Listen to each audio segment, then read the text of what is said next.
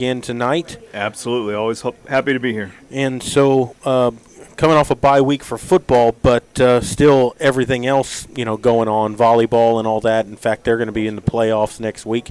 And so lots of things to talk about with that. And whenever you're ready, we'll let you State of the Panthers. go ahead. The state of the Panthers. I guess to start off, we'll start off with the ones that have just wrapped up their season. Last time we talked, tennis had just wrapped up district playoffs that they had made it to the first round. They just came back with their final picks for all district picks. So we managed to get 2 boys and 2 girls both for first team all district, along with 2 boys and 2 girls that made it second team all district as well. So we had a good showing on that, not only on the court with the third place finish, but making the all district teams as well. From an academic standpoint, 17 of our kids made academic all district. That's great. That's awesome because it shows that they're taking care of their business in the classroom as well as on the tennis courts. And that's a bigger measuring tool, I guess, on the state of your program as a whole. Cross country was in Corpus Christi this past weekend for the regionals. So out of the 30 teams that were there, the girls came in 10th overall, and the boys came in 12th. So it was a very respectable finish against the best that the state has to offer. Volleyball, I won't get too much into that because I know Coach Perez is coming in behind us on this, but finished up last week, with Friday, and then Tuesday of this week with wins over Southside as well as Eagle Pass win, which locked in third place. We'll get into the playoffs. First round will be Monday against MacArthur at Harlan's District Gym at 6 o'clock. Same note, both the freshmen and the JV finished first in the district. They were undefeated. Both of them had perfect seasons, which bodes well for the future of our volleyball program. So I'm excited to see how that plays out in the near future. Yep. Absolutely. Football, I know Coach Britt's coming in later. Playoffs are still up in the air. We really don't know where anybody's at. We'll have a better idea after we come out of Friday's games. Still looking most likely, possibly third is the best case scenario, or one of the case scenarios that we're looking at. Most likely scenario, I guess, not best case, but very probable. And then middle school football wrapped up last night with our 2 8th grade teams getting the opportunity to play at Panther Stadium. Watched it. We called that one. That was a good game.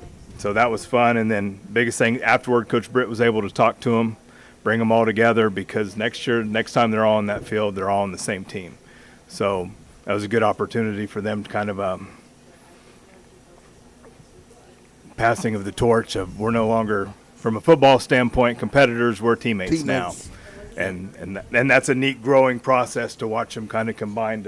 The guys that you were playing against are now the guys that you're competing against, for a spot. They were picking each other up off the ground. They were patting each other on the Oh, absolutely. A lot of camaraderie.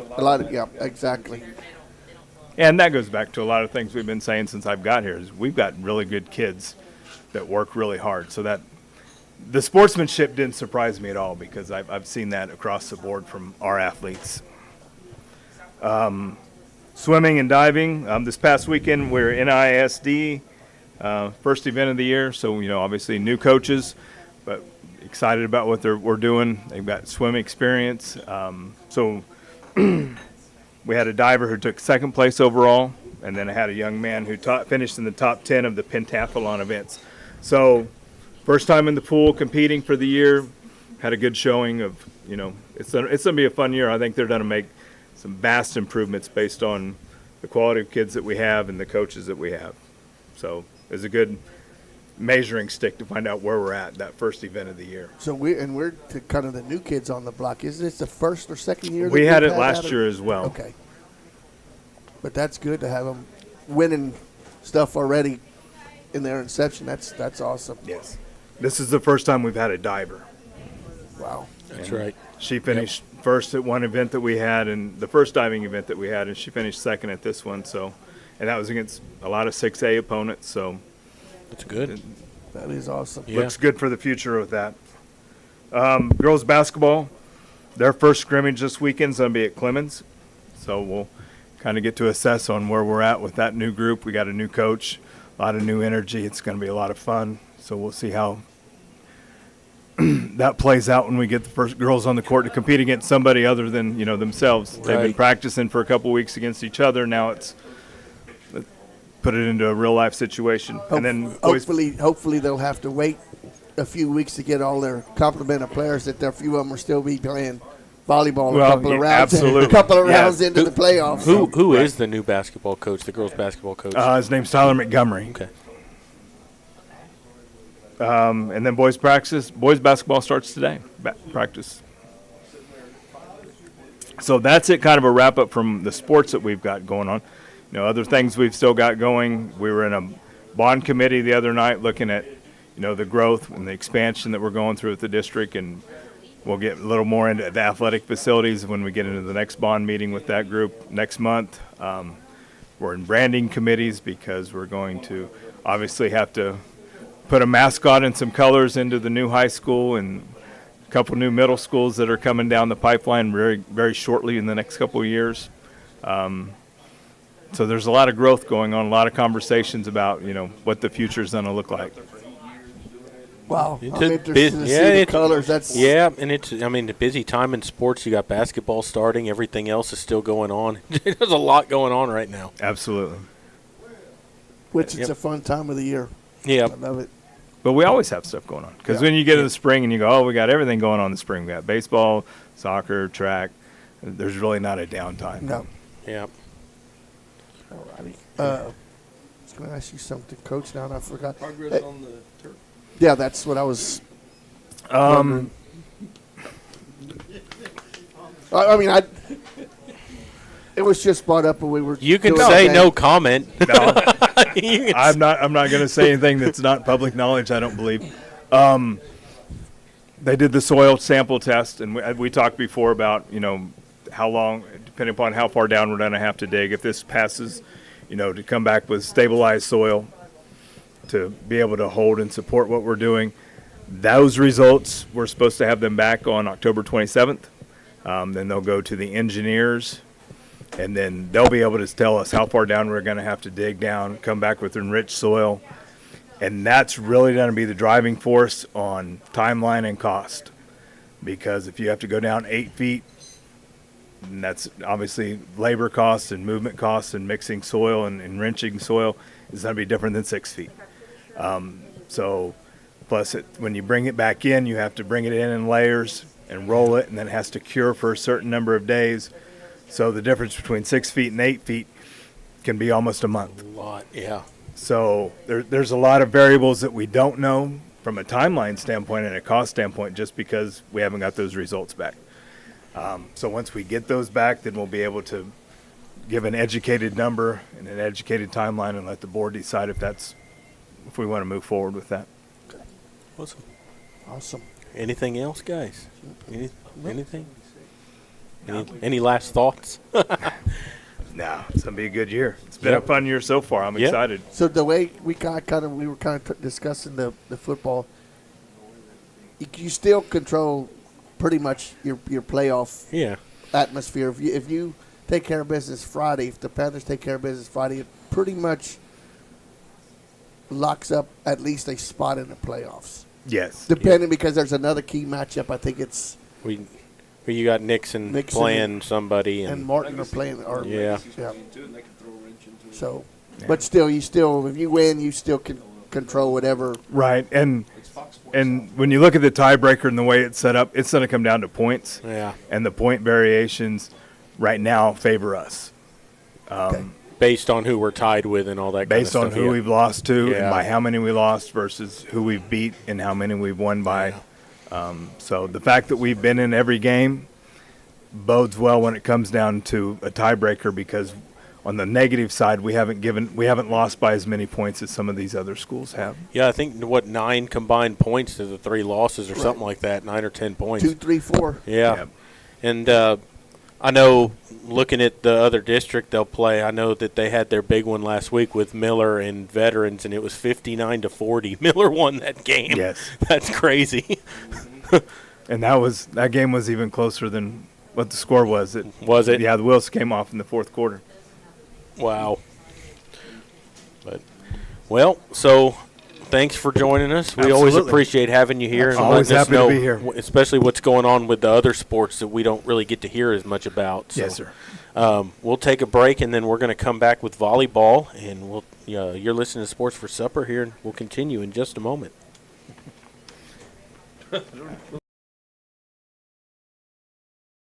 Dodson House Moving and Construction is a fourth-generation company operated by the same family for over 75 years. We do turnkey work from moving your structure, setting the foundation, and all your construction needs. Aluminum decking, concrete work, canopies, and any other need to make your project operational. From moving to construction, large or small, Dodson House Moving and Construction does it all. Located at 12939 Southwest Loop 410 in San Antonio. Give us a call at 210-628-1459. Are you ready for a vacation? Tanya with Travel by Design can help you with all your vacation destination needs. At no cost to you, she can plan all of the details tailored to your unique wants and needs. So all you have to do is enjoy your vacation. Tanya is a certified expert with Disney, Universal Orlando, and California, Sandals, and all cruise lines. Give Tanya a call at 830-931-4834 or visit her Facebook page, Tanya with Travel by Design, for all the latest specials and must-do vacations.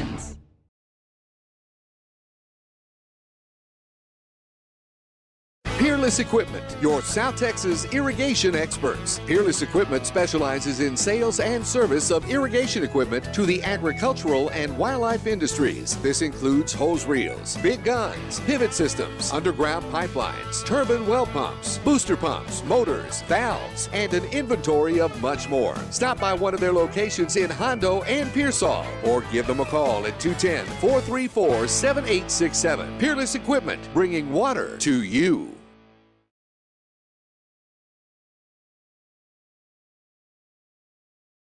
Sammy's Restaurant and Havy's Alsatian Bakery, two legendary landmarks in Castroville. From breakfast to delicious hometown lunch specials and more, Sammy's satisfies your taste buds with the unique flavor of Castroville. And from fresh baked breads to pies and pastries, South Texans have made Havy's Alsatian Bakery a must-to-visit since 1940. Sammy's Restaurant, online at sammysrestaurant.com. Havy's Alsatian Bakery, online at havysbakery.com.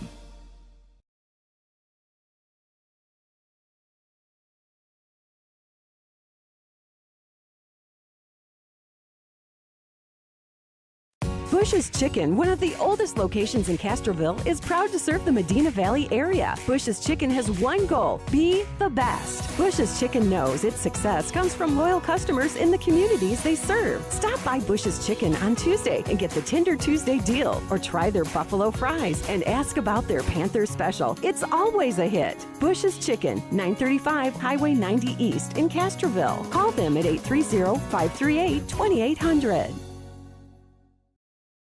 Tandre Gwynn Funeral Home in Castroville, Texas, has been providing funeral services to families in the Medina Valley and surrounding areas for many generations. Tandre Gwynn Funeral Home is proud to support the broadcast by the Medina Valley Broadcast Network for the athletes and students participating in this event. Go Panthers! Tandre Gwynn Funeral Home, Castroville, Texas. You may view obituaries at Tandre, Tondre-Gwynn, Guinn.com, or visit the Facebook page of Tandre Gwynn Funeral Home to view funeral notices.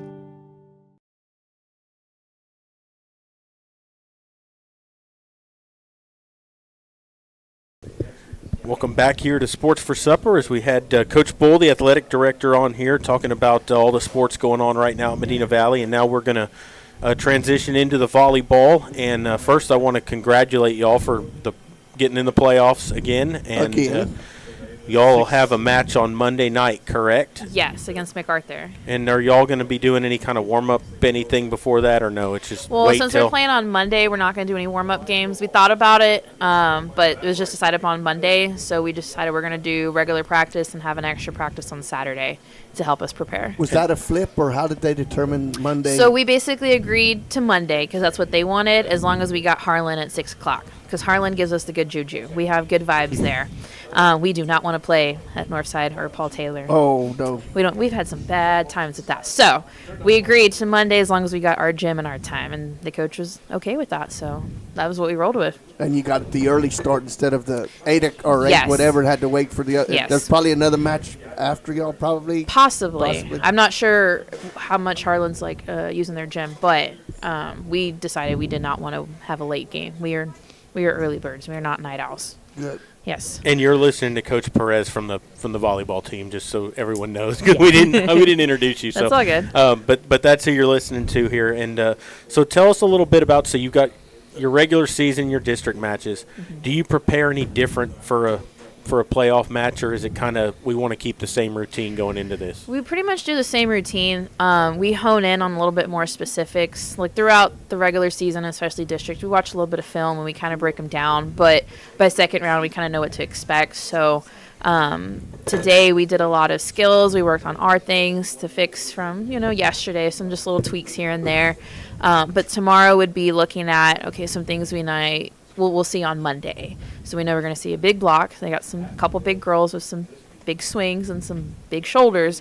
So we're going to look at things that we need to do to counter that. So we're going to just kind of focus on the game plan. But today and a little bit for tomorrow is just focusing on us. And then as we get closer, we'll have a couple lineups ready. We got some utility front row players. So looking at different spots for them just so we have a plan of attack if things don't go our way.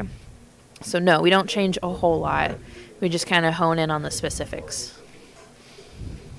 Is there a team that you can compare them to that you've MacArthur had to? in the district that maybe resembles them, or is it totally? From our district, no. Nope. I preseason, yes. There's a couple tournaments we've played where we've seen some pretty tall girls, some pretty athletic blocking, and that's what we're going to see with these kids. Our district doesn't have too many big middles, and the middles that do have, they're pretty utility, so they might go out to the right side or they might go out to the outside. We're kind of outside heavy on our district. So with them, no, but I think our preseason will help with that. We saw some smaller schools, some 4A schools that are pretty good at the Wimberley tournament, at the Seguin tournament, and I think those are the kind of teams that we would have the closest matchup in terms of who we're going to see at the net, what their defense is going to look like in the back row. So district-wise, no, it's a little bit different.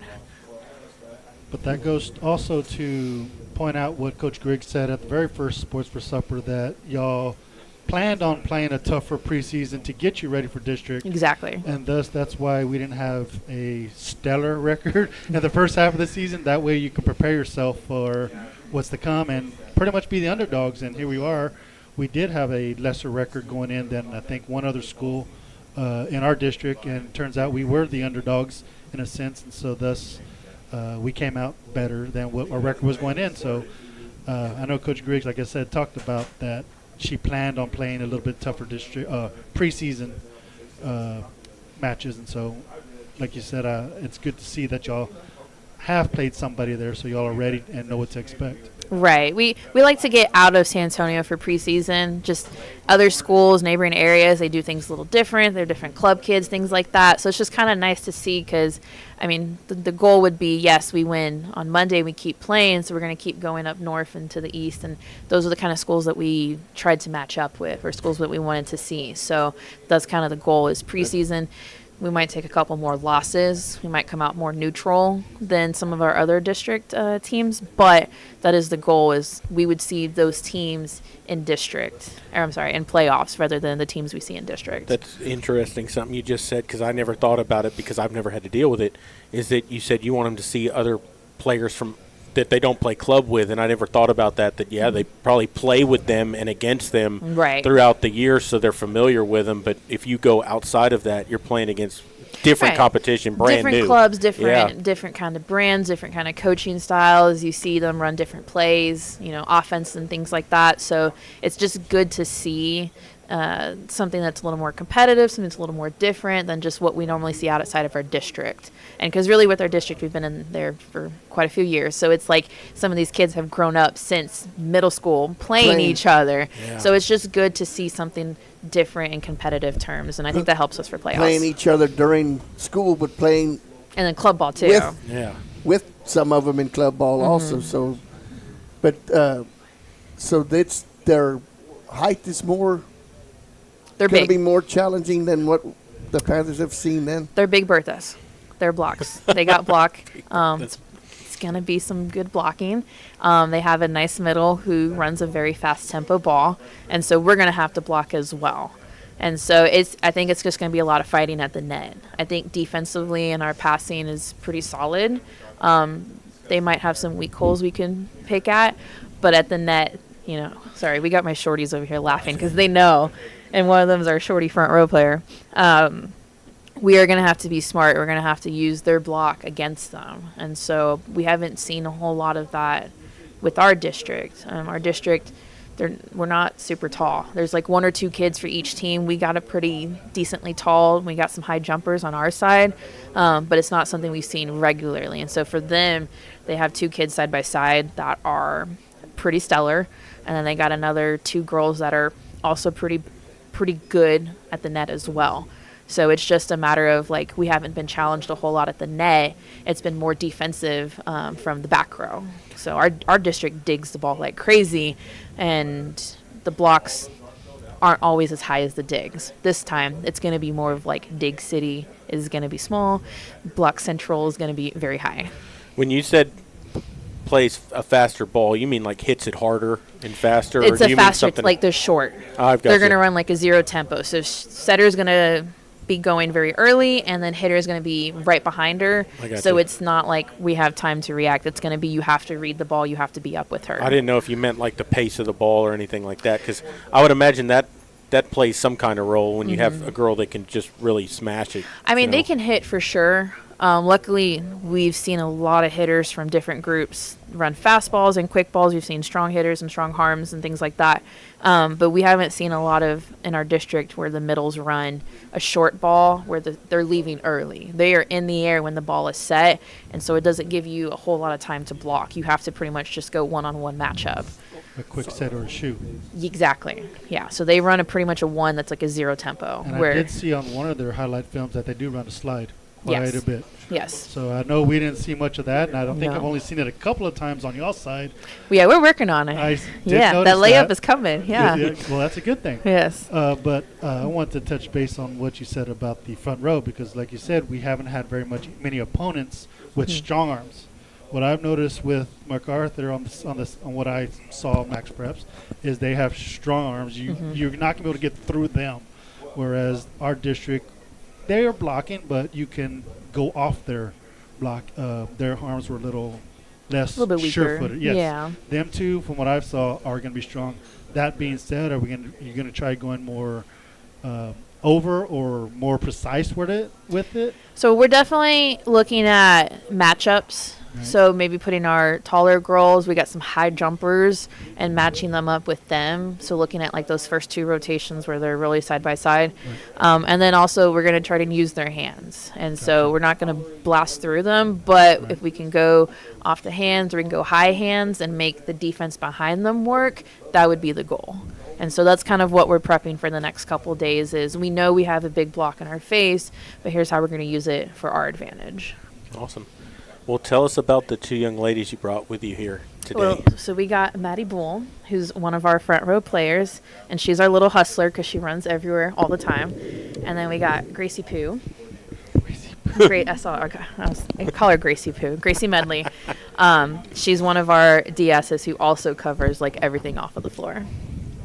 Awesome. Well, thank you for joining us. We appreciate you being here, and good luck on Monday night.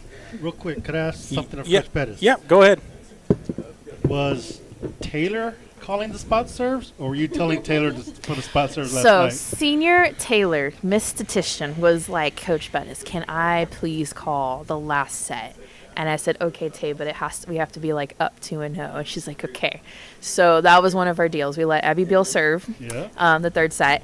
and Taylor got to call the serves for the last set against Eagle Pass. So her being a senior, she's been on the bench for 3 years. She's watched all of us call the serves, and she would be like, I'm going to do this. And I was like, that sounds great.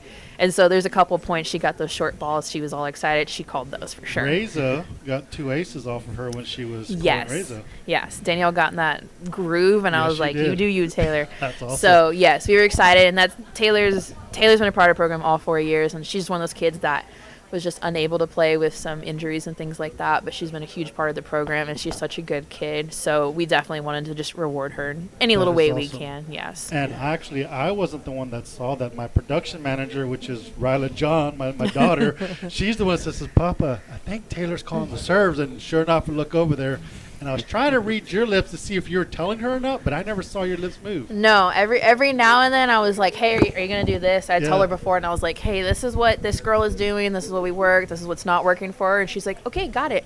Because she pays attention really well in the That is game. awesome. And she talks heavily with us because she sits right next to me, so she'll take stats, and we'll look and we'll tell her, like, so-and-so's not doing this. So if you see something, tell us. And so Well, she did a good she's job been like last our night. another She assistant really did. coach. Yeah, she's awesome. That is good. Well, sorry, I didn't mean to get in front of No, Maddie that's here. fine. So just tell us your name, position, that kind of stuff. You're in school, and we'll go from there. I'm Maddie Bullard. I'm a junior. I mostly play outside. Yeah. Awesome. Go ahead, Maury. Oh. Got questions? Your keys.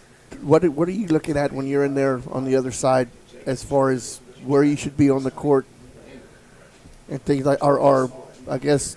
What are you looking for when, well, like, I guess defensively Yeah. is what he means. Like, what are you keying on? Play pretty much the back.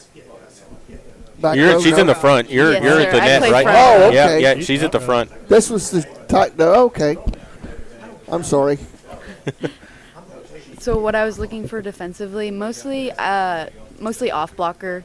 There's times where I don't block, so when I do block, I'm just trying to look at where like their arms are going. So if they're gonna go line, I'll try to push out more towards the line, or if they're gonna go cross, I'll just try to adjust to that. But mostly when I don't block, I'm just covering tips, and off blocker, I'm covering the right side hitter on the other side.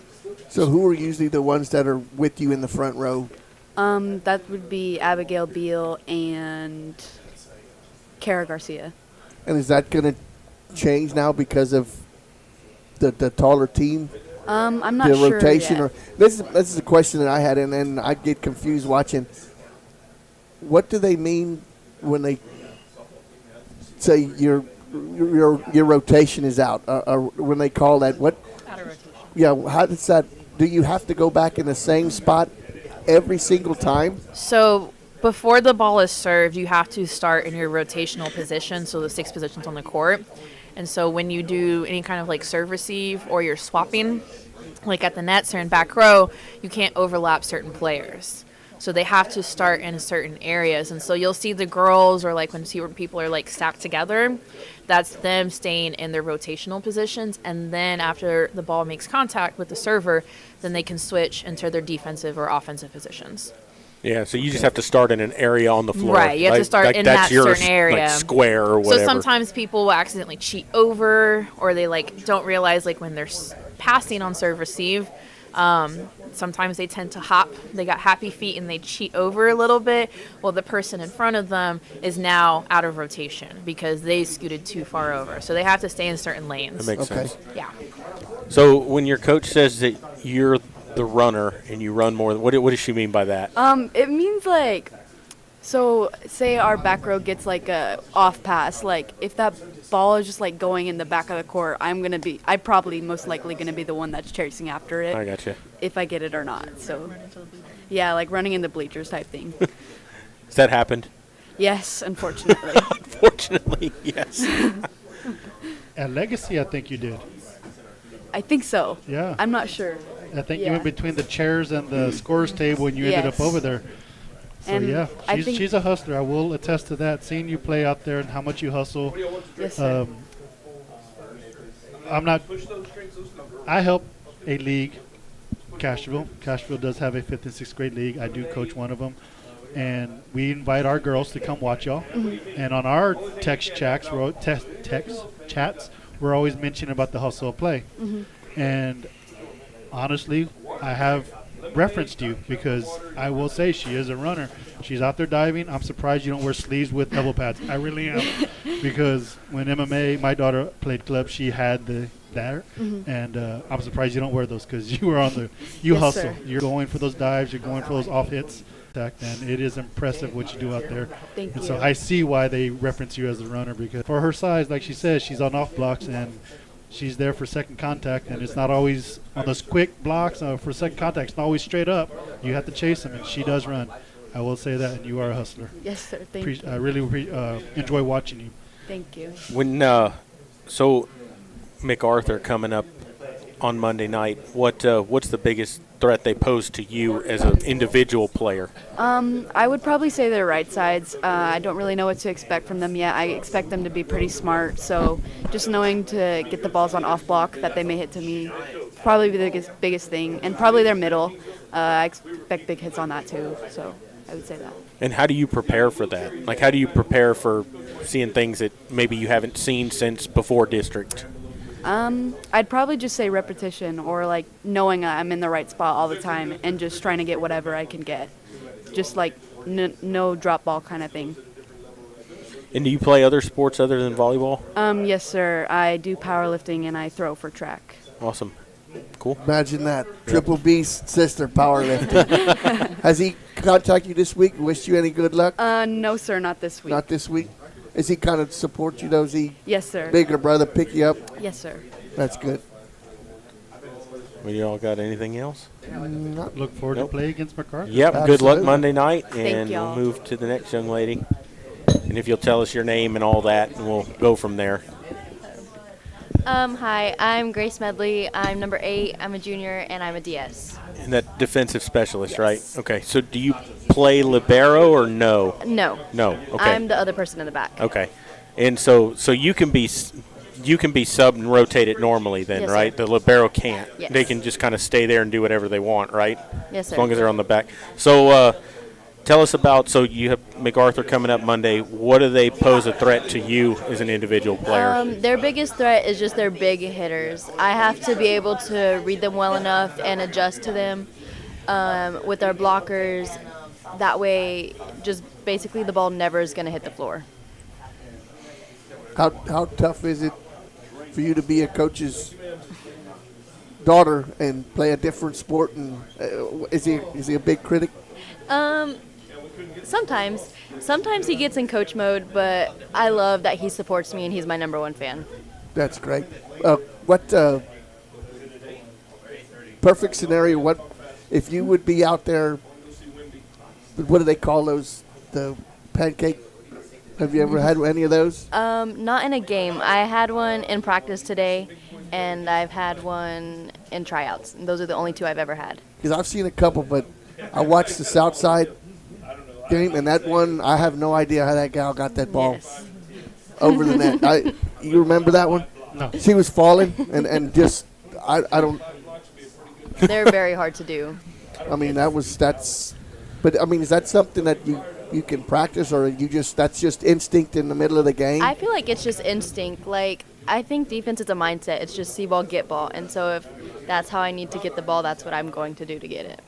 So as a defensive specialist, you get to stay on the back line exclusively, or do you have to rotate forward? So I will have to rotate forward, but I get subbed out because you don't want me playing in the front.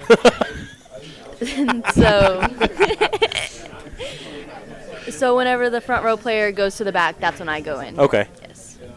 Okay, how come to start the game, the libero is out there, but then gets taken off? Yes, the libero can't But start. but why do they have to be out there to start with, and they sub them out? Oh, okay, By the lineup. okay. Because I always wondered that. I said they go out there and then they don't even get to play one thing, and it's. Oh, okay. Because it has to do with the rotation thing? I think because Oh, they have to tie the libero to 2 people. And Okay. so whoever starts on the court, she's also to make so they have to sub. Wow. And also more. They're laughing at me, and I'm still learning. No, they're laughing because Coach Perez are talking. The mic's way over here. It's all right. This picks it up. Yeah, so. it picks it up. It'll pick it up. So. No, Okay. but going back on what you asked, Maury, about the pancake, that also has to do with the instruction of the player, because that's not something you just do. You either have to dolphin dive or flat out fall and then roll out of it, because if you try to do that the very first time, most people land on their knees, and that's going to hurt their knees. But that pancake, to these girls, it's pretty much instinctual and in practice, because like I said, there's a thing called dolphin dive where your hands hit the ground before your body, and they our reference would be the worm back in the day. You know how we used to do the worm? That's what it is you have to go down with your hands. Don't tell anybody that we used to do the worm ever. So that's one thing that these girls do with that, the dolphin dive, and that takes the blow across their body instead of just on one part of the body. It's a technique. It really is. It is awesome to watch.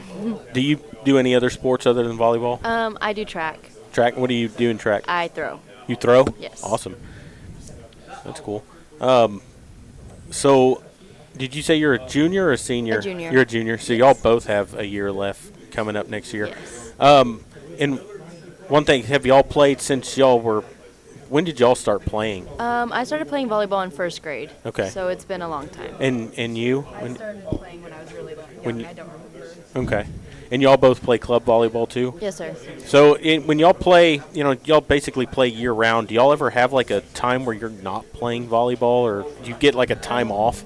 I would say in the winter-ish, a couple weeks, and then in the summer I have a little bit of a break. But other than that, it's just straight go, go, go. How do you keep motivated to keep playing? Because I would imagine you can get burned out. Yes. I have a really good support system with my friends and my parents and all of my coaches. I know that they all believe in me, and they all push me to be better than. And for you? It's about the same. I have a really good support system. My parents make a deal to always come to all my games, so that's a very big motivator for me. That's cool. That's awesome. But, well, good luck on Monday night, and hopefully y'all keep playing, and maybe we'll see y'all again down the line here. And we're going to take a break, and then we're going to transition into football. You're listening to Sports for Supper, and we'll continue here in just a moment. Dotson House Moving is a fourth-generation company operated by the same family for over 75 years. We do turnkey work from moving your structure, setting the foundation, and all your construction needs. Aluminum decking, concrete work, canopies, and any other need to make your project operational. From moving to construction, large or small, Dotson House Moving and Construction does it all. Located at 12939 Southwest Loop 410 in San Antonio. Give us a call at 210-628-1459.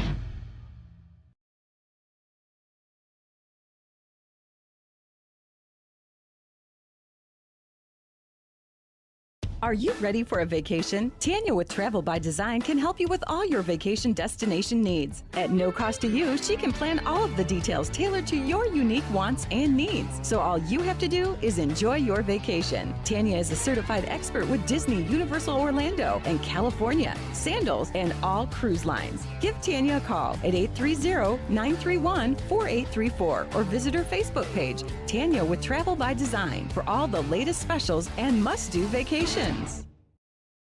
Peerless Equipment, your South Texas irrigation experts. Peerless Equipment specializes in sales and service of irrigation equipment to the agricultural and wildlife industries. This includes hose reels, big guns, pivot systems, underground pipelines, turbine well pumps, booster pumps, motors, valves, and an inventory of much more. Stop by one of their locations in Hondo and Pearsall, or give them a call at 210-434-7867. Peerless Equipment, bringing water to you. Sammy's Restaurant and Habeas Alsatian Bakery, two legendary landmarks in Castroville. From breakfast to delicious hometown lunch specials and more, Sammy's satisfies your taste buds with the unique flavor of Castroville. And from fresh baked breads to pies and pastries, South Texans have made Habeas Alsatian Bakery a must-to-visit since 1940. Sammy's Restaurant, online at sammysrestaurant.com. Habeas Alsatian Bakery, online at habeasbakery.com. Bush's Chicken, one of the oldest locations in Castroville, is proud to serve the Medina Valley area. Bush's Chicken has one goal: be the best. Bush's Chicken knows its success comes from loyal customers in the communities they serve. Stop by Bush's Chicken on Tuesday and get the Tender Tuesday deal, or try their buffalo fries and ask about their Panther special. It's always a hit. Bush's Chicken, 935 Highway 90 East in Castroville. Call them at 830-538-2800. Tandre Gwynn Funeral Home in Castroville, Texas, has been providing funeral services to families in the Medina Valley and surrounding areas for many generations. Tandre Gwynn Funeral Home is proud to support the broadcast by the Medina Valley Broadcast Network for the athletes and students participating in this event. Go Panthers! Tandre Gwynn Funeral Home, Castroville, Texas. You may view obituaries at Tandre, Tondre-Gwynn, Guinn.com, or visit the Facebook page of Tandre Gwynn Funeral Home to view funeral notices.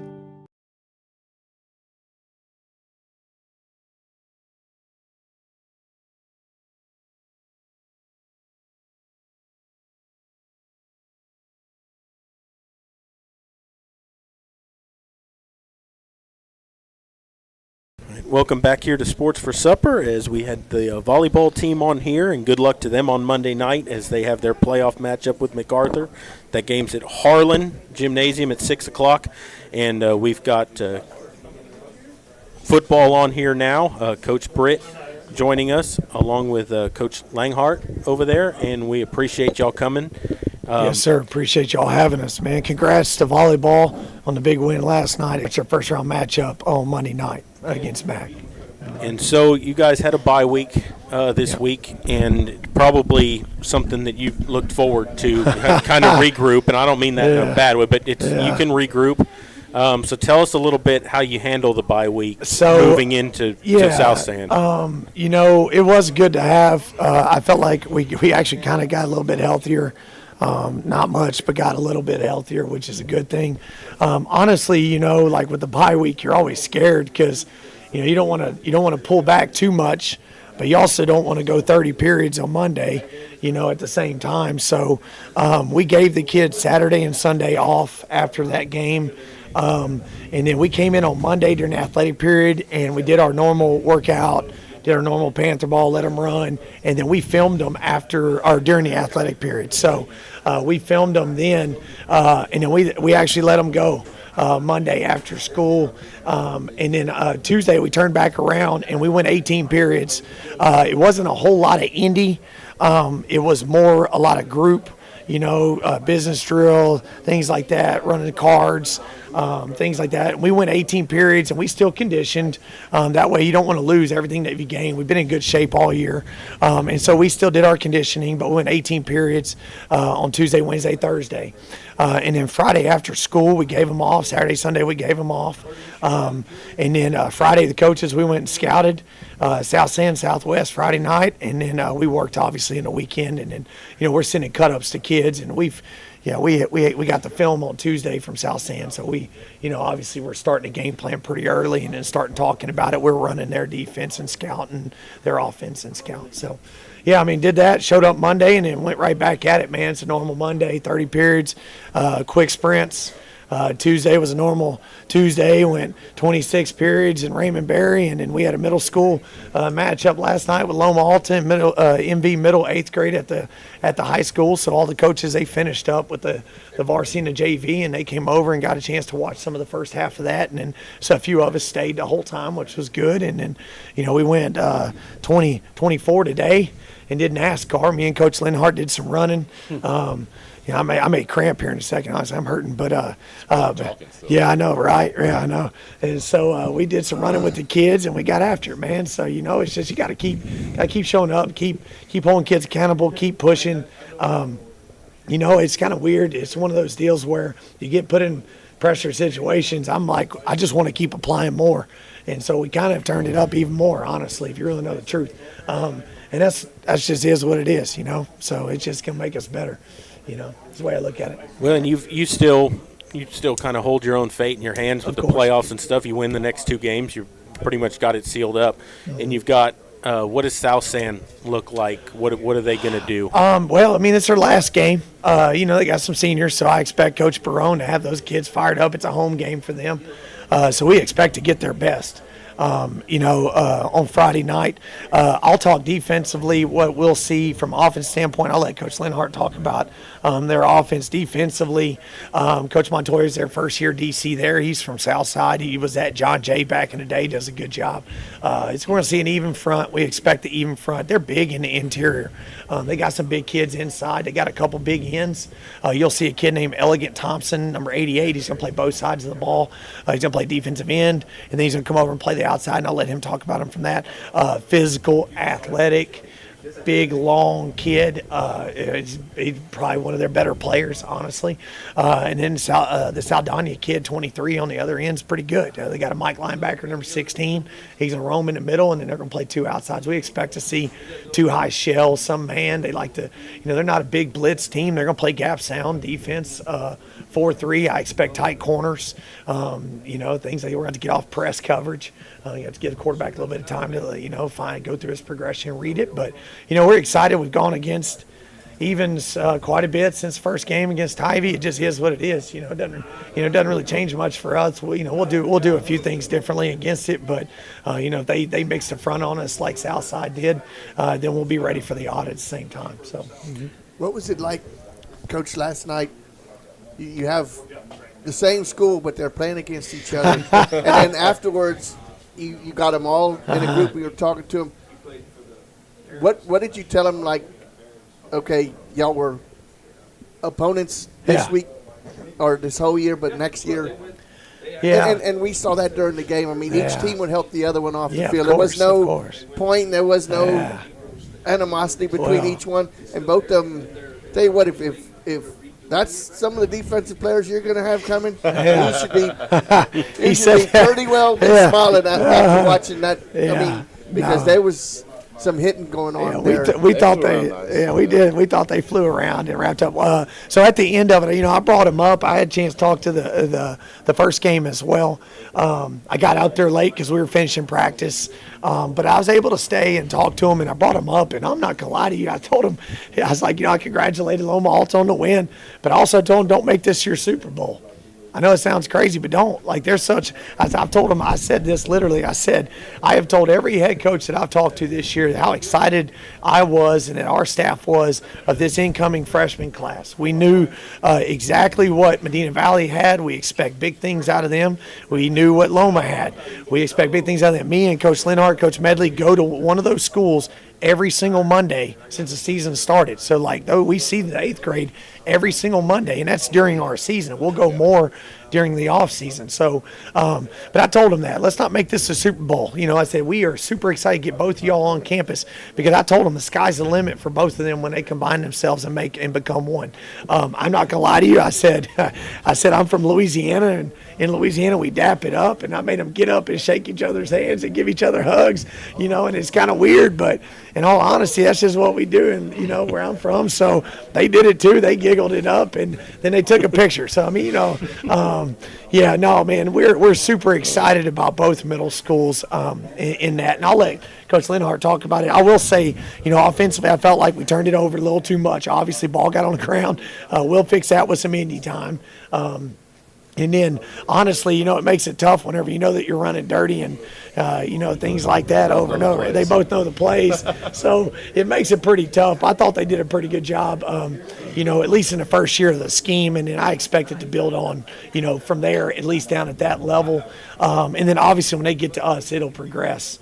To where pretty much where the varsity is at some point, which is exciting. It's funny you said that. I was sitting there with the quarterback last night in the end zone, and he's like, wow, they're running, dirty or whatever we call tag or any of these other concepts, and I was like, yeah, that's what they need to be doing. Like, we want the 7th and 8th grade kids to know our terminology, so whenever they get to us, they already know. He's like, just think, you just learned all this, starting in March or early April. So these kids are going to walk in here next year, and they're already going to have an idea of how to get in blue tide or, silver or any of these other concepts. So, he's, so it was cool to sit here and have a conversation about that. But I'll let Coach Linhart talk about them running around a little bit. So. Yeah, no, they flew around well on defense. It's kind of one thing we preached about. We had meetings all throughout the summer with the junior high staff. You know, they came up to our 7th middle school camp with us, so they kind of saw how I ran practice and what we like to do, so they were able to mimic that in their practice schedules and do things like that. And then it was a big thing. Like every meeting we had with them was emphasis on tackling, because if you can't tackle, you can't win games, no matter how good the scheme is. You can be the best defense coordinator in the league, in the world. If you can't tackle, you can't win games. That's the number one thing you have to do on defense. So we made sure to emphasize that all year long, and I thought they ran around really well last night, especially for us. I mean, they don't have the equipment we have, you know, as far as tackling wheels and different things to do those drills, but they did really well for what they had, and we were really impressed with them. Yeah, we really were. Yeah. You know, one thing I will, before we get off that, they run really well. I thought both sides, both schools really run really, really well. And so that's always a good thing whenever you see them out there running sideline to sideline. So that's a really good thing.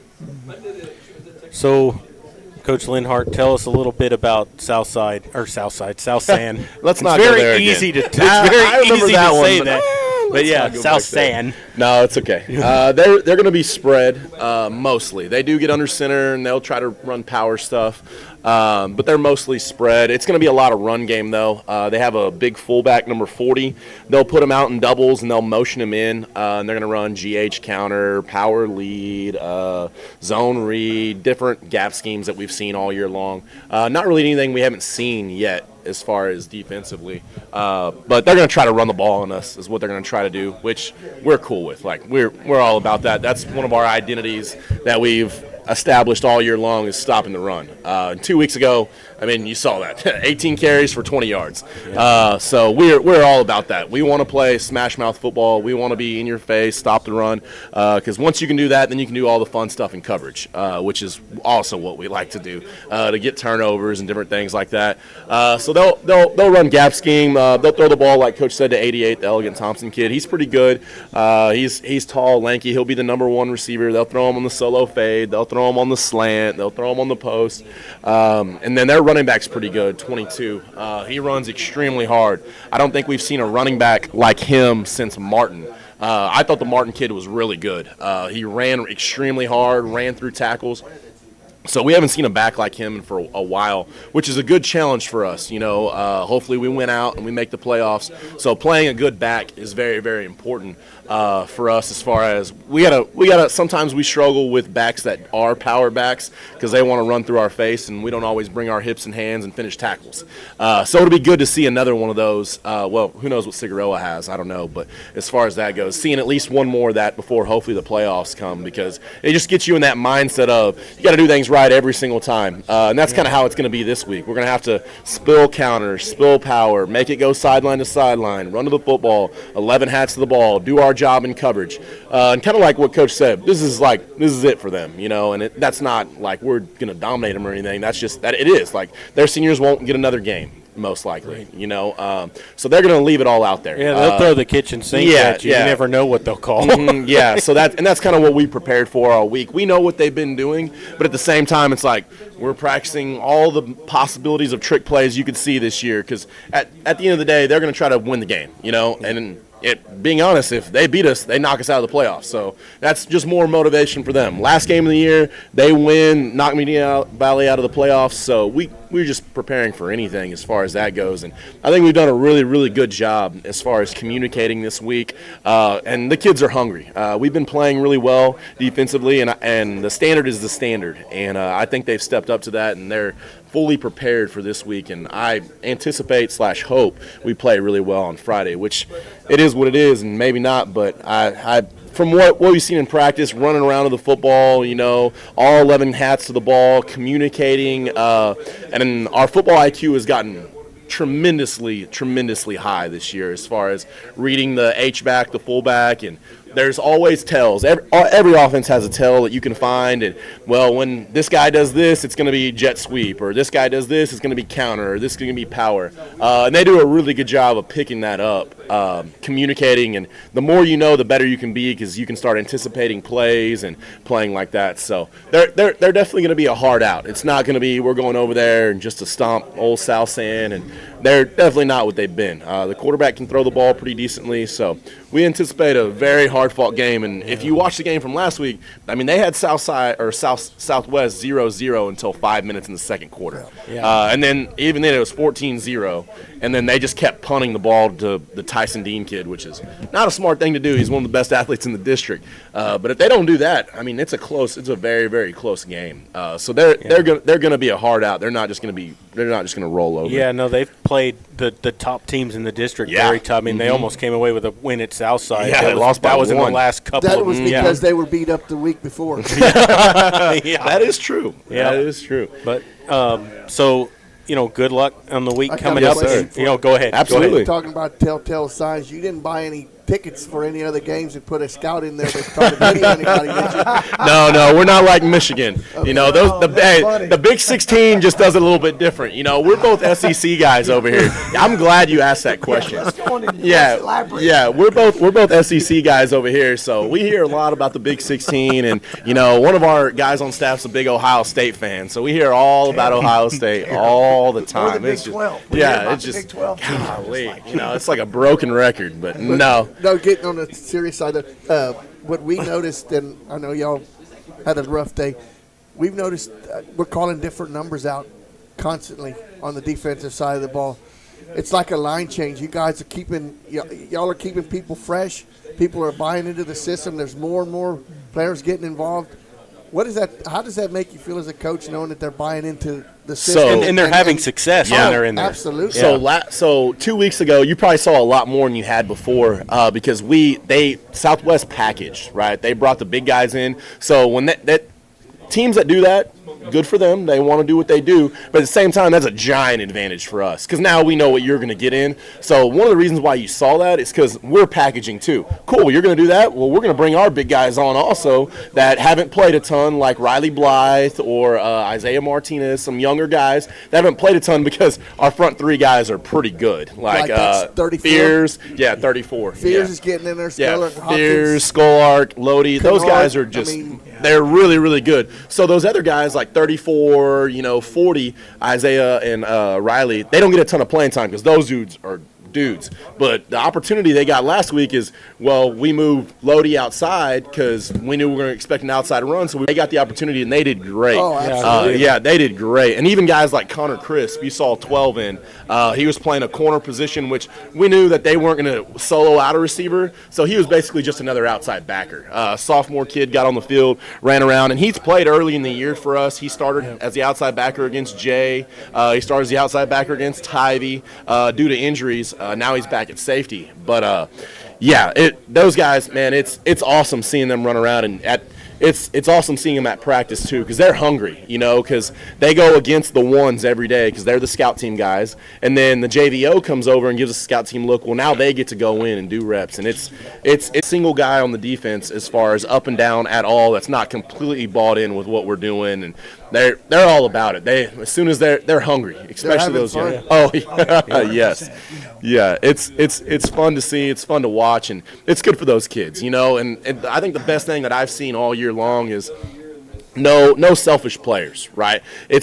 We've rotated 4 different corners pretty much all year, trying to find the right pieces, getting matched up, and there was never any like, oh, this is my problem, or this is him. It was always we're cheering each other on, being great teammates, coaching each other up when we get the opportunity. So it's really cool to see the growth and maturity as far as that goes, because at the end of the day, it is our team, and the coaches can do only so much, though, right? They've got to go out there and execute, and they've got to be leaders on the field because coaches, if the coaches are the leaders, you can only go so far. Once you start getting those players to start taking over those leadership roles and that responsibility, man, that's when teams start getting real special. And we've been blessed to have that happen. They've grown into those roles, and so watching all that happen is really fun. And it's also cool because some of those dudes that are on the field a lot are now on the sidelines, and they're cheering on those other dudes that don't get a ton of reps. So it's really cool and fun to watch. So tell us about the 3 young men that you brought with us here today. So we bought some.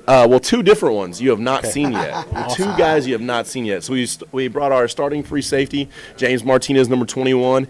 He was injured early in the year. That's why you saw Dylan Allen more. And Dylan Allen came in and played phenomenal. He had the pick against at home against not against Southwest, against I don't remember. Martin.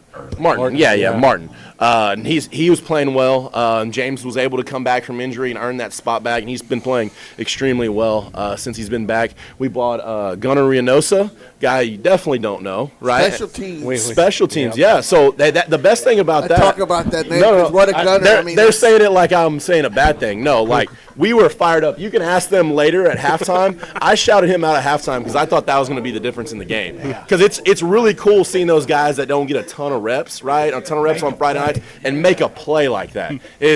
Man, we were pumped up. We were super excited to see that happen. And then everybody knows number one. Everybody in the district knows number one. Everybody that's going to see us in the playoffs knows number one. Carter is a really good athlete. He's playing both ways. And he even made some plays against Southwest on the defensive side.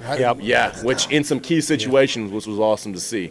So, this good group of young dudes. Can't wait to hear what they have to say. No, I'm really excited to hear Gunnar sit here and speak. I think that's the highlight of my evening. One thing I do want to say about our kids, is that, it's been up and down throughout the year. But I'm gonna tell you right now, it's been awesome. It's been awesome. They truly love each other. These kids do.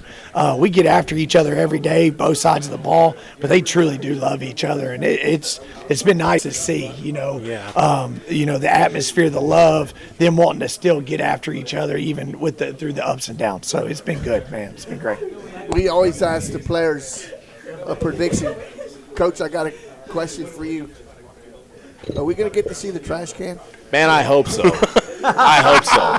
Well, that was a big focus for all week last week. We did multiple turnover drills too, and we forced a lot this year. But you got to be Grady. You always want to force more in key situations. So we've been flying around. Man, I hope so. It'd be awesome to see those kids. They love it, and hopefully it's someone new because that'd be fun too. They get super excited when it's someone new.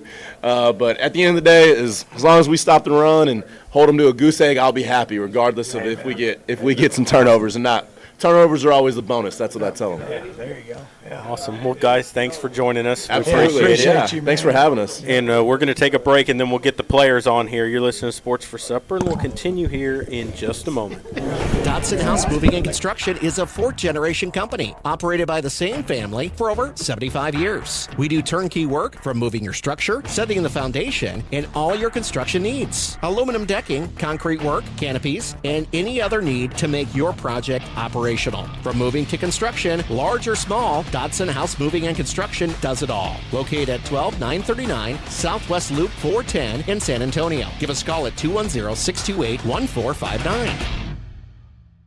Are you ready for a vacation? Tanya with Travel by Design can help you with all your vacation destination needs. At no cost to you, she can plan all of the details tailored to your unique wants and needs. So all you have to do is enjoy your vacation. Tanya is a certified expert with Disney, Universal Orlando, and California, Sandals, and all cruise lines. Give Tanya a call at 830-931-4834 or visit her Facebook page, Tanya with Travel by Design, for all the latest specials and must-do vacations.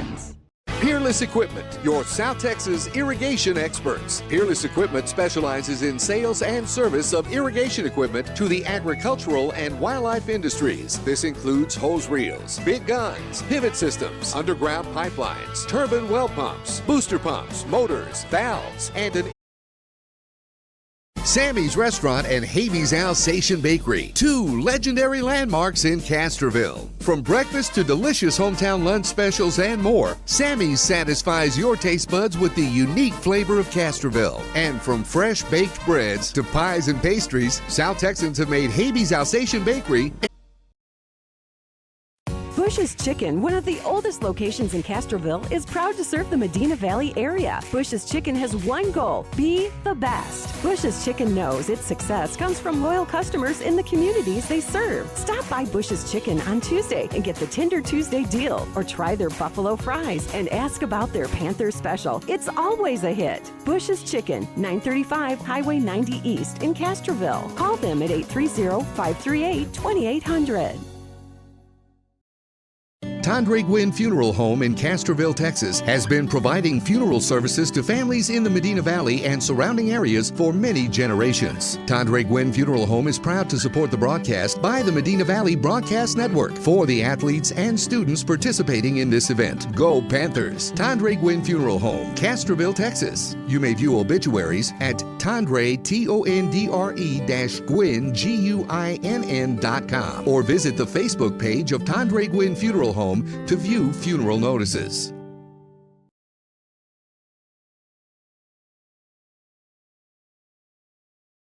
Welcome back here to Sports for Supper. We're going to have 3 young men on here from the football team, and we'll start with, if you'll tell us your name, position, and year in school and all that. And number?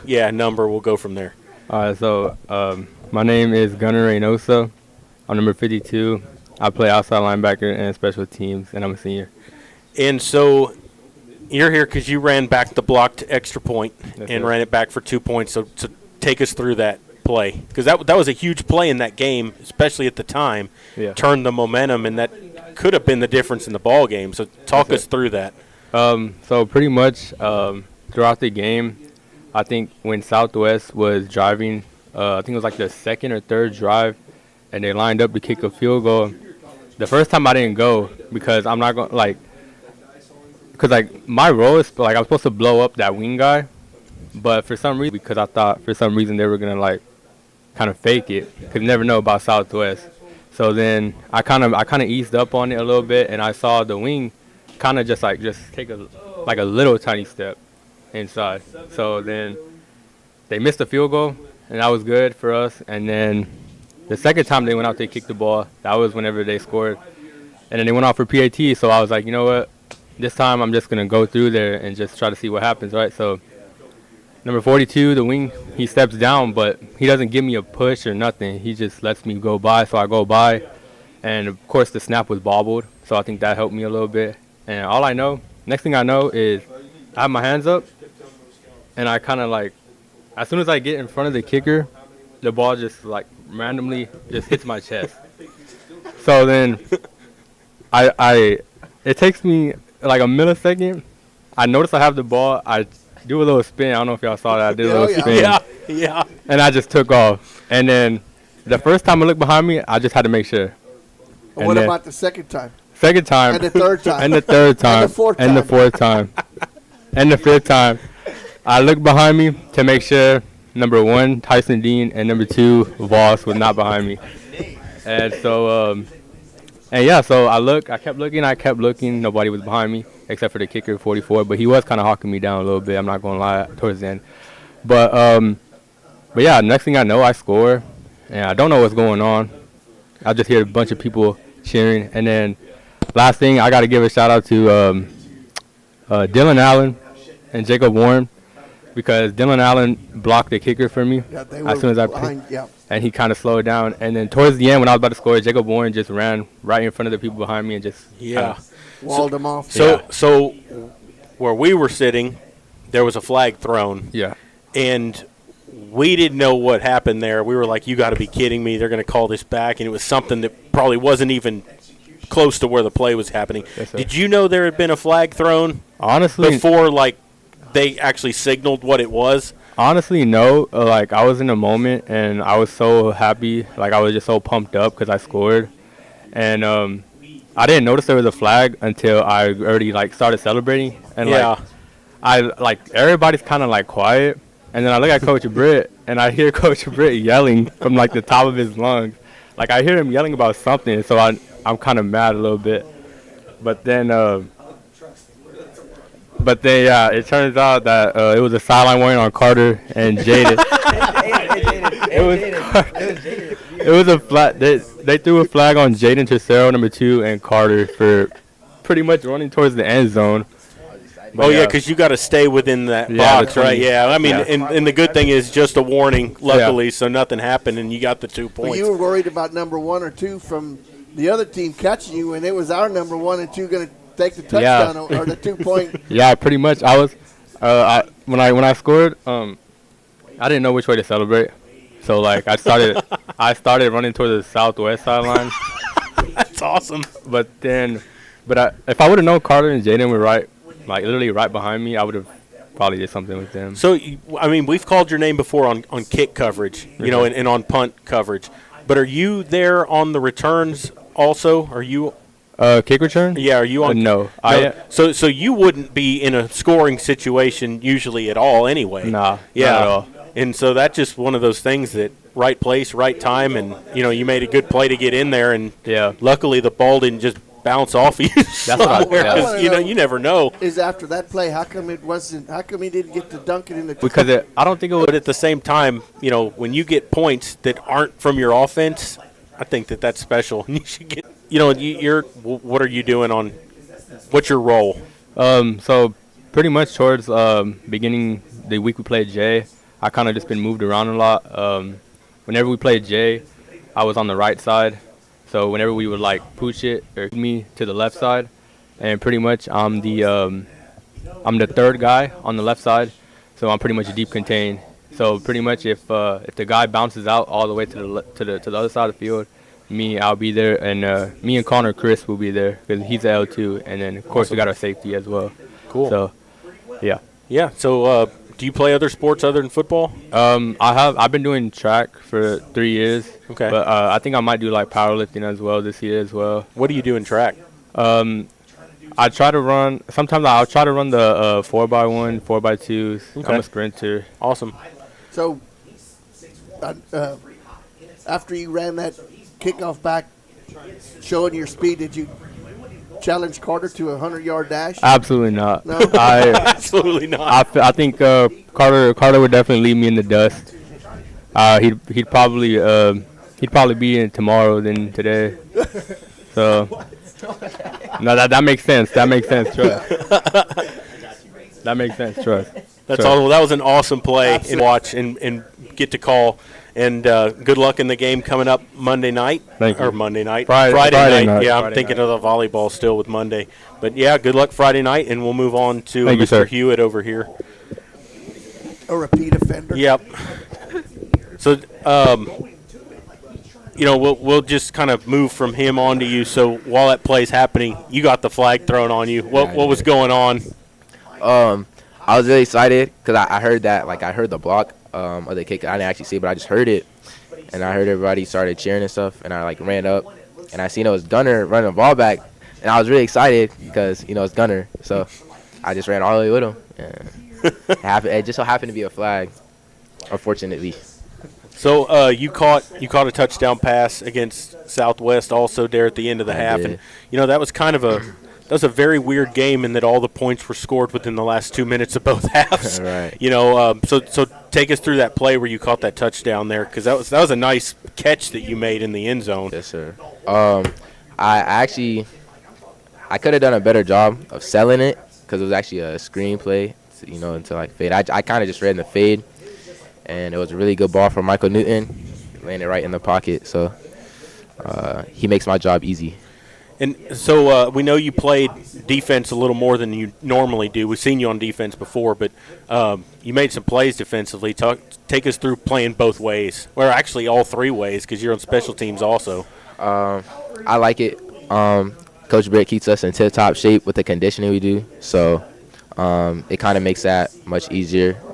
Play at a higher level, even though when everybody's really starting to feel the plays. So it's nice to be well conditioned and being able to play and help the team all around in all three phases of the game. So I'm sure that you focus a lot on your offensive skills because that's what you're known for on the team is your quickness and your ability to make plays. When you get put in there on defense, do you have to think oh God, I got to remember what I'm supposed to do here? Or do you work on that throughout the week? I'll say I work on it, throughout the week. Whatever Coach Nardi tells me to do is just stick to that. Yeah. Just don't shy away from that. And then another play we've seen y'all use a few times now is the reverse on the kickoffs. Right. And it had some success last week, and we've seen it a couple times. Is that something that's called, or is that something that y'all are reading as the play develops? You can fake it to them, or you're actually going to pitch it to them, predetermined, or do you make that call? We make that read. So cool. So Are we going to see some on defense again this week? Maybe matched up with their big receiver. Probably not. Nope. Potentially. We'll say potentially. So tell us a little bit about on their defensive side, like what's going to be covering you, or do they have? Is there a player that's going to key on you? Is it just whoever's on that side of the ball, or? I'm not really sure. I do, as a team, we expect a double team. So just adjust to that as quick as possible. See how they play it, and have a day. We know they use you a lot on those little hitch routes on the outside where you get the ball quick, and you usually have to make somebody miss. What's the first thing you're looking for when you get the football there? Just try to catch it, get my head around as quick as possible. I usually try to see how far the defender is away, like the first thing, and they're usually fairly, far back for me to make a move. So that's the first thing I would say. I read just how far they are. Awesome. Well, good luck on Friday night. Yes, sir. And we'll hope season's over with, and playoffs are hopefully through into there. Yes, sir. And we'll move on to the last young man here. Don't think you've been here this year, but you were here last year. I was here last year. Yeah, yes, so sir. tell us your name and everything, and we'll go from there. Okay. My name is James Martinez. I'm a senior free safety. Like Coach Linhart said, I was hurt for the first couple weeks, so that's why I wasn't here. Yeah, so, are you a senior? I'm a you senior. Say yes. So, Yes, sir. I mean, you get hurt your senior year, but you've won your role back. Talk us through that, how getting back in there and trying to get that starting role back. Things where it's like you work all summer for it. It was something that was unfortunate that it happened, but I was very proud of Dylan and what he was able to do in the position that he was thrown into. It was a little rough at first, but I mean, he grew into that role and he did it really well. And it was not an easy thing to earn the role back. A lot of respect to him, and I look forward to what he's going to be able to do next year. You know what I mean? Yeah. But that's just how it worked out. And yeah. I mean, I'm glad that they made me earn it back and they didn't just give it to me, because that's just how our team is. We earn everything, and it doesn't matter who you are. It doesn't matter what you did last year. You're going to earn it this year, and you want to be able to. Well, you actually saw some playing time when you were a sophomore too, didn't you? No, I didn't. I'm not really as concerned about the size, because usually we get a pretty good pass rush. So it's more about, can we cover him for the three seconds it takes for our D line to get back there. But I mean, yeah, they have, like Linhart was saying, they have 40, and they'll motion him in a lot, and he's pretty big key as to what they're going to be doing. So as a safety, I'll read through that guy. But for the most part, it's nothing that we haven't seen, nothing that we're not ready for. We've had 2 weeks to look at him, and I'm very excited. I think we're going to go out there and hope. It sounds like you're going to have one coming up here. Yeah. How do you deal with the size differential? Typically, I'm playing over the top, so it doesn't make that much of a difference to me. Right. But if it does get into the situation where I'm on his hip pocket or it's one-on-one, I'll try my best to force him out the sideline. And if it's a jump ball, then we play through the hands first if we're beat. But after that, you try to lean into him, and as long as you can get your body into him and kind of disrupt his route, disrupt the quarterback's timing, there's a pretty good chance that you can break it up. Do you? I kind of like run more. Sometimes I find myself in coverage more often. I would imagine it's nice to get a head of steam and really just it is, yeah, put a lick on somebody. Yeah, most of the time the safety's unaccounted for. We're unblocked, so yeah, you get a chance to go light somebody up. What happens when you actually have the time where one of the big linemen gets into your level and you're facing one of them? What kind of goes through? You're like, oh my God, where'd this guy come from? Well, most of the time they're not able to get hands on because we're just so much faster. Yeah. But there is sometimes where they do get hands on, and that's unfortunate, because most of the time we get thrown in the dirt because they're 100 pounds, 150 pounds bigger than us. But it is what it is. You get up and you're right back next play. You know what I mean? Yeah. So I would imagine on screens is about the only time that's going to happen. Yeah. John Burns has gotten me a few times this year, our center. They'll run screens during practice. He'll come third level and just kill me for no reason. You're like, hey! Yeah. Yeah, yes, sir. You started off, you said injured, and then you got back the Laredo Martin game. Take us back to the interception. What were you reading? So I wasn't the one who picked it. That was actually Dylan. Okay. I had the pass picked up before, but Dylan was the one who picked it. Yes, sir. Oh, okay. Yeah. So in limited time this year, now you got 2 games of regular season, hopefully playoffs. Are you going to get your name on that trash can?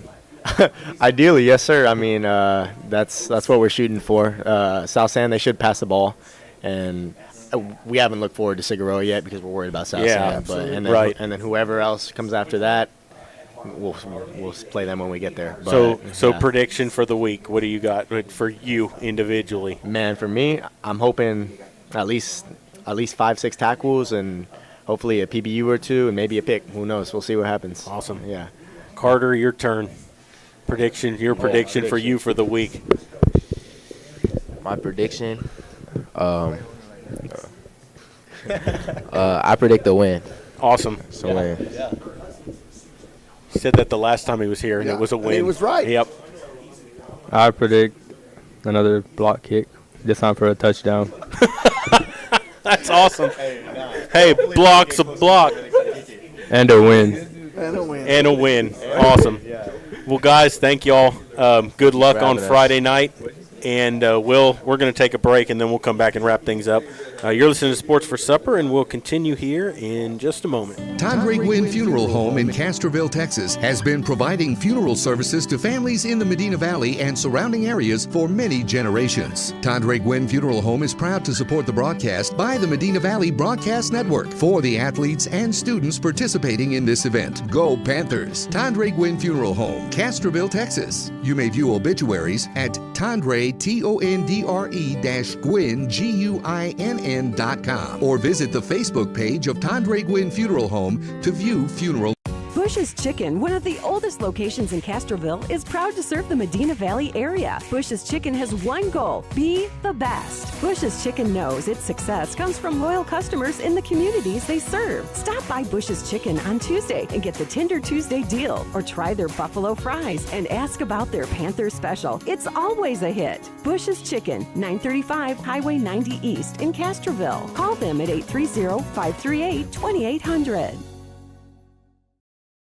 Sammy's Restaurant and Habeas Alsatian Bakery, two legendary landmarks in Castroville. From breakfast to delicious hometown lunch specials and more, Sammy's satisfies your taste buds with the unique flavor of Castroville. And from fresh baked breads to pies and pastries, South Texans have made Habeas Alsatian Bakery a must to visit since 1940. Sammy's Restaurant, online at sammysrestaurant.com. Habeas Alsatian Bakery, online at habeasbakery.com. Peerless Equipment, your South Texas irrigation experts. Peerless Equipment specializes in sales and service of irrigation equipment to the agricultural and wildlife industries. This includes hose reels, big guns, pivot systems. Are you ready for a vacation? Tanya with Travel by Design can help you with all your vacation destination needs. At no cost to you, she can plan all of the details tailored to your unique wants and needs. So all you have to do is enjoy your vacation. Tanya is a certified expert with Disney, Universal Orlando, and California, Sandals, and all cruise lines. Give Tanya a call at 830-931-4834 or visit her Facebook page, Tanya with Travel by Design, for all the latest specials and must-do vacations. Dodson House Moving and Construction is a fourth-generation company, 75 years, and all your construction needs. Aluminum decking, concrete work, canopies, and any other need to make your project operational. From moving to construction, large or small, Dodson House Moving and Construction does it all. Located at 12939 Southwest Loop 410 in San Antonio. Give us a call at 210-628-1459. Bush's Chicken, one of the oldest locations in Castroville, is proud to serve the Medina Valley area. Bush's Chicken has one goal: be the best. Bush's Chicken knows its success comes from loyal customers in the communities they serve. Stop by. Sammy's Restaurant and Habeas Alsatian Bakery, two legendary landmarks in Castroville. From breakfast to delicious hometown lunch specials and more, Sammy's satisfies your taste buds with the unique flavor of Castroville. And from fresh baked breads to pies and pastries, South Texans have made Habeas Alsatian Bakery a must to visit since 1940. Sammy's Restaurant, online at sammysrestaurant.com. Habeas Alsatian Bakery, online at habeasbakery.com. Peerless Equipment, your South Texas irrigation experts. Peerless Equipment specializes in sales and service of irrigation equipment to the agricultural and wildlife industries. This includes hose reels, big guns, pivot systems, underground pipelines, turbine well pumps, booster pumps, motors, valves, and an inventory of much more. Stop by one of their locations in Hondo and Pearsall, or give them a call at 210-434-7867. Peerless Equipment, bringing water to you. Are you ready for a vacation? Tanya with Travel by Design can help you with all your vacation destination needs. At no cost to you, she can plan all of the details tailored to your unique wants and needs. So all you have to do is enjoy your vacation. Tanya is a certified expert with Disney, Universal Orlando, and California, Sandals, and all cruise lines. Give Tanya a call at 830-931-4834 or visit her Facebook page, Tanya with Travel by Design, for all the latest specials.